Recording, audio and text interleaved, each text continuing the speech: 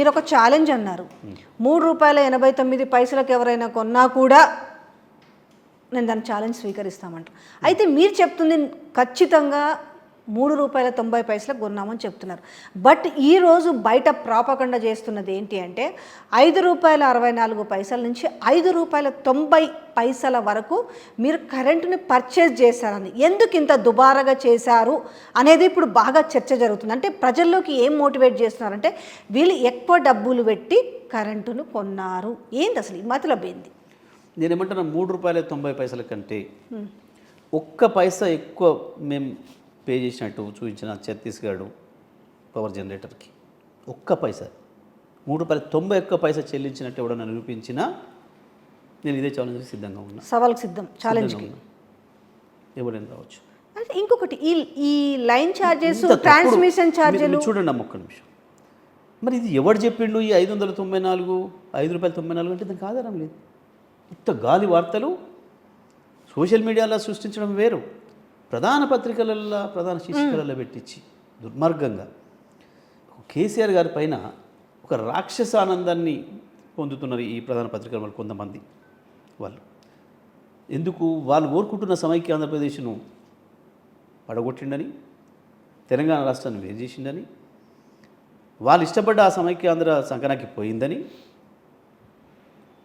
నేను మాట అనకూడదు. కానీ వీళ్ళు చేస్తున్న ఈ దుర్మార్గపు రాతలు, మరి దానికి కౌంటర్గా కేసీఆర్ గారి తరఫున వచ్చిన వాదన ఒక్కటి కూడా రాయరు.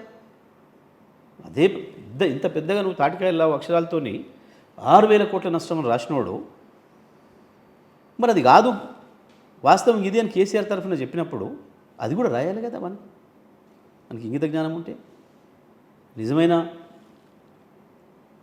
పత్రిక అయితే, ప్రజల కోణంలో ఆలోచించే పత్రిక అయితే ఏంటిది ఇది? తెలంగాణ ఉద్యమ సందర్భంలో అదే విషయం కక్కినరు, ఇవాళ అదే విషయం ఇంకా రెచ్చించిన ఉత్సాహంతో, ఎందుకంటే వాళ్ళ కాలకాడ కూర్చుంటే వాళ్ళు ముఖ్యమంత్రులు అయినారు కాబట్టి, మంత్రులు అయినారు కాబట్టి ఇంకా ధైర్యంతో వాళ్ళ విర్రవీగుతున్నారు. మీరు చూసిన అదే పత్రిక మరి తెల్లవారి బీఆర్ఎస్ పార్టీ నుంచి ఎవరెవరు ఇచ్చారు, కేసీఆర్ తరఫున ఎవరో ప్రతినిధి మాట్లాడినారు, అది కాదు వాస్తవం ఇది అని ప్రజలకు చెప్పిండ్రు, రాసిండ వాడు. అది రాష్ట్ర ప్రజలకు అర్థమవుతుంది కదా. ఇది అడిగినాం, అరే దీన్ని చెప్పింది ఎవడు, దీని అమ్మవాడు, దీని అయ్యేవాడు ఎవడో చెప్పినవాడు, ఎందుకు ముసుగు దొంగలాగా ఉన్నారు, దమ్ముంటే వచ్చి చెప్పండి బాజాప్తగా మీరు అడిగి ఉన్నాము అని చెప్పాను.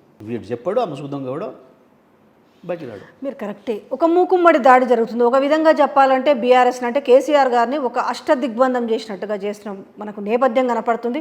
ఇప్పటికిప్పుడు అంటే ఆల్రెడీ అంటే పాత టీడీపీ బ్యాచ్ అంతా కూడా ఇక్కడ ఏదైతే ఉందో అక్కడి నుంచి మొత్తం కూడా కాంగ్రెస్ పార్టీకి రప్పించుకునే ప్రయత్నం జరుగుతుంది. ఇప్పటికిప్పుడు ఆయన పోయి పోచారం శ్రీనివాసరెడ్డి పోయి కూడా ఇప్పుడు కండువా కప్పుకున్న ఆయన కొడుకు కాంగ్రెస్ పార్టీలో. సో మీ వరకు ఆ బ్రేకింగ్ ఇంకా చేరిందో లేదో.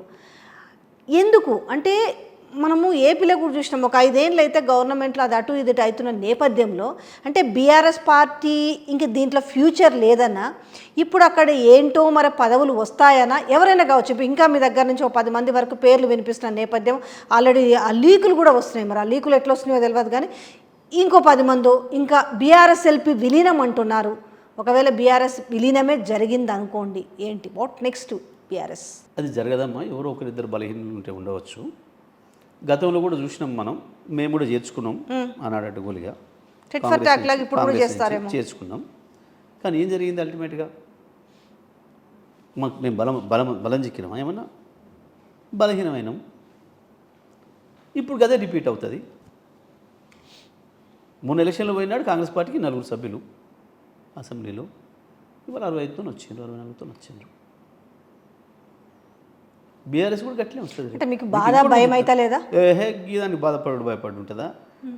ప్రారంభం చేసినాడు 0తో కదా, ఎమ్మెల్యే ఉండి ప్రారంభం చేసినామా? కేసీఆర్ ఉన్న ఎమ్మెల్యే పదవిని కూడా రాజీనామా చేసేసి ఒక మనిషిగా ఒక ఇండివిజువల్గా స్టార్ట్ చేసిండు ఉద్యమాన్ని. మేము జమ అయినాం, మేము కొంతమంది ఒకరు జమ అయినాం. జగదృశ్యంలో పెట్టినాడు 100,000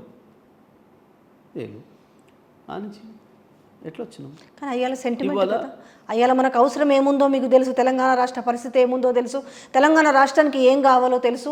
సో ఆ నేపథ్యంలో ఉవ్వెత్తున ఎగిసిర్రు, రాష్ట్రంలో ఉన్న అన్ని వర్గాల ప్రజలు హక్కును చేర్చుకున్నారు. కానీ ఇలా అవసరం ఉందా తెలంగాణకి? తప్పకుండా ఇప్పటికే యాద్ చేసుకుంటూనే ఉన్నారు అప్పుడే కేసీఆర్ను. కేసీఆర్ అవసరం ఎంత ఉంది అనేది అప్పుడే పట్టణాలు, పల్లెలు, తండాలు, గూడాలు, బస్తీలను తేడా లేకుండా యాద్ చేసుకుంటున్నారు. అదే కేసీఆర్ ఇట్లా కాకపోవు, కేసీఆర్ ఇట్లా కాకపోవు. చిన్న గ్రామీణ కూలీ నుంచి ఇండస్ట్రీస్ల వరకు, హైదరాబాద్లో ఉండే వ్యాపారుల వరకు, కన్స్ట్రక్షన్ కంపెనీల వరకు ప్రతి ఒక్కరు అయ్యో కేసీఆర్ అన్నప్పుడు మాకు ఇట్లా లేకుండే. విద్యుత్ రంగంలో, మంచినీళ్ళల్లో, సాగునీళ్ళల్లో ప్రతి ఒక్కరు గుర్తు చేసుకుంటున్నారు. అదే ఇప్పుడు నీళ్ళకి వచ్చేస్తారు కాబట్టి నీళ్ళు బాగా ఇచ్చిర్రు అనేసేమో నీళ్ళ మీద మీ మీద అపవాదు వేసారు కాళేశ్వరం మీద. ఓకే, అంటే జనాలు చెప్తున్నారు ఇక్కడ వస్తున్నప్పుడు నన్ను కొంచెం ఈ ప్రశ్నలు కూడా అడగండి అనేసి. అంటే తెలంగాణలో పుట్టిన ప్రతి బిడ్డలకు, తెలంగాణలో బ్రతుకుతున్న ప్రతి ఒక్కరికి నీళ్ళ గురించి, కరెంటు గురించి పార్టీలతో సంబంధం లేకుండా మాట్లాడుకుంటాం అంశం. నీళ్లు బాగా ఇచ్చారు కాబట్టి ఇలా అరిగోస పడుతున్నారు, మిషన్ భగీరథ నీళ్లు కూడా రాకుండా, అట్లా పంటలకి లేవు, వాడకానికి నీళ్ళు లేవనేసి. సో మీకు నీళ్ళ మీద క్రెడిట్ వచ్చిందనేసి కాళేశ్వరం మీద మీ మీద బాగా అయిపోయింది, ఇంకా పోతారు, లోపలికి పోతారు అనేది.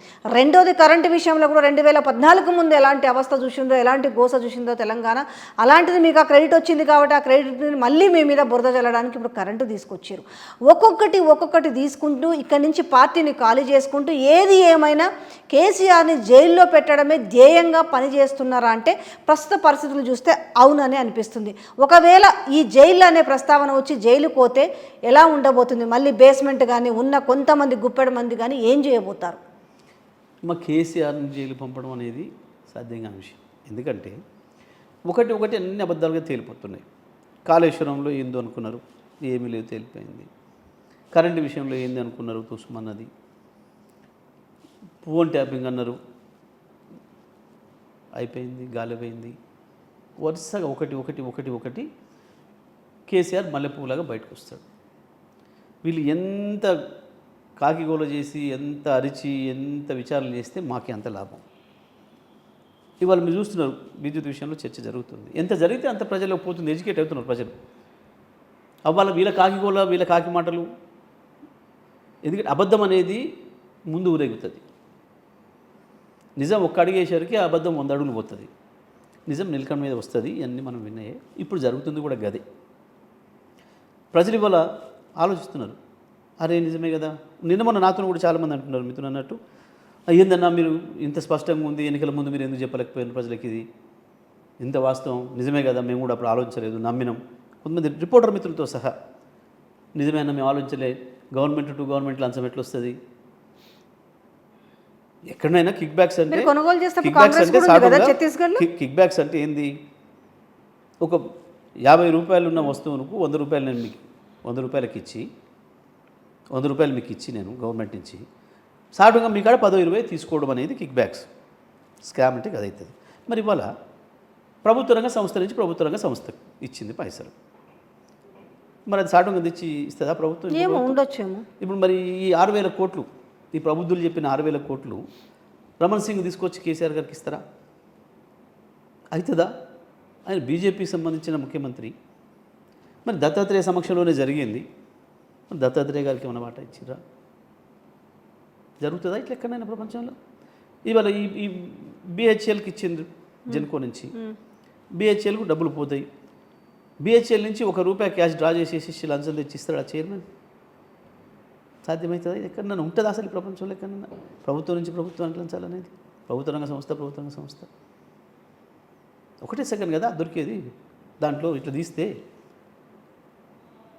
ఇప్పుడు యాదాద్రి ఇంత స్పష్టంగా కనబడుతుంటే కాకిగోల పెట్టి ఏదో అరిసిండ్రు అన్నాడు. ఈ మీడియా కూడా మొత్తం వాళ్ళకి బాకాలుది జరిగింది, ఇప్పుడు కూడా అది చేస్తున్నారు.